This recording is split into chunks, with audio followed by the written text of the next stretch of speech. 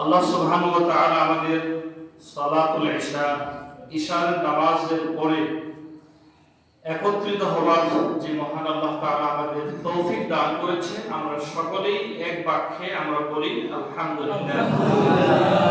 আর আমরা যে উদ্দেশ্যে, যে লক্ষ্যে আমরা আজকে একত্রিত হয়েছি, আল্লাহ তাআলা যে আমাদের একটি চূড়ান্ত উদ্দেশ্যে উপনীত হয়ে আল্লাহ সুবহানাহু ওয়া তাআলার সন্তুষ্টি অর্জনের লক্ষ্যে আমাদের অগ্রসর হওয়ার জন্য আল্লাহ তাআলা আমাদের সবাইকে তৌফিক এনায়েত করেন, আমিন।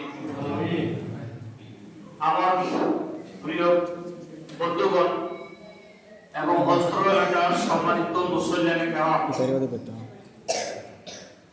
আপনারা নিঃসন্দেহে অবগত আছেন আপনারা আজকে এই বৈঠকে কেন উপস্থিত হয়েছেন। কম বেশি আপনারা সবাই অবগত আছেন, তবে সেই বিষয়গুলো আপনাদের সামনে আরো পরবর্তীতে ক্লিয়ার হবে, যখন পরবর্তী আলোচক বা পরবর্তী আমাদের ভাইরা যখন পরিষ্কার করে আরো কিছু কথা বলবে, আপনাদের কাছে আরো অনেক ক্লিয়ার হয়ে যাবে।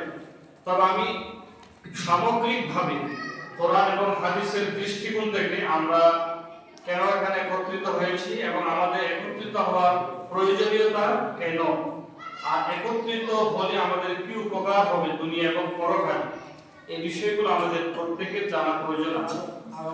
আমি যে আয়াতটি আপনাদের সামনে উপস্থাপন করেছি, মহান আল্লাহ সুবহানাহু ওয়া তাআলা বলেছেন, ওয়া তাআওয়ানু আলাল বিররি ওয়াত তাকওয়া ওয়া লা তাআওয়ানু আলাল ইসমি ওয়াল উদওয়ান।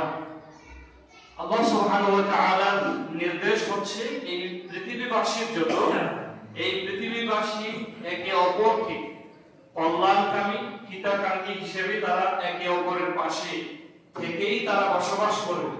সর্বাবস্থায় কল্যাণ এবং যেখানে নিহিত আছে সেই কল্যাণকর কাছে একে অপরকে তারা সহযোগী হিসেবে তারা পাশে থাকবে।